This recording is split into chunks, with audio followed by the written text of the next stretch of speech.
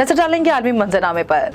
यूक्रेनी सदर Vladimir Zelensky ने कहा है कि मशरकी खिते में जारी लड़ाई आने वाले हफ्तों में जंग का रुख तय करेगी।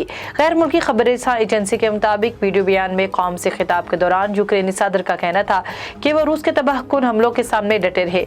उधर रूसी अफवाज ने सेवियर डोनेस्टिक के सनती मरकज से में बच जाने वाले यूक्रेनी फौजियों का राब्ता मुनक़ता करने की कोशिशें तेज करते हुए शहर के तीनों पुलों को तबाह कर दिया है। स्कॉटलैंड में एक बार फिर बरतानिया से आज़ादी के लिए रेफरेंडम के इनेकाद की तैयारियां होने लगी। स्कॉटलैंड की फर्स्ट मिनिस्टर निकोला स्टर्जन ने कहा कि आज़ादी रेफरेंडम बरतानवी हुकूमत की इजाज़त के बगैर भी हो सकता है। स्कॉटिश अवाम ने पार्लियामेंट को जो मैंडेट दिया है उसकी बुनियाद पर रेफरेंडम का ऐलान करना उनका हक है। उन्होंने कहा कि जल्द ही पार्लियामेंट को रेफरेंडम के ऐलान से मुतल्लिक आगाह किया जाएगा। अमरीकी सदर जो बाइडन 15 जुलाई से सऊदी अरब का 2 रोज़ा दौरा करेंगे। सऊदी मीडिया की रिपोर्ट्स के मुताबिक इस दौरे में सदर जो बाइडन सऊदी फरमानरवा शाह सलमान और वली अहद मोहम्मद बिन सलमान से मुलाकात करेंगे, जबकि खलीजी मुल्क के सरबराहान की कॉन्फ्रेंस में भी शिरकत करेंगे।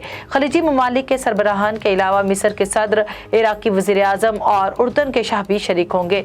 व्हाइट हाउस से जारी बयान के मुताबिक सदर बाइडन ने अपने दौरे में तेल की पैदावार बढ़ाने पर जोर देंगे।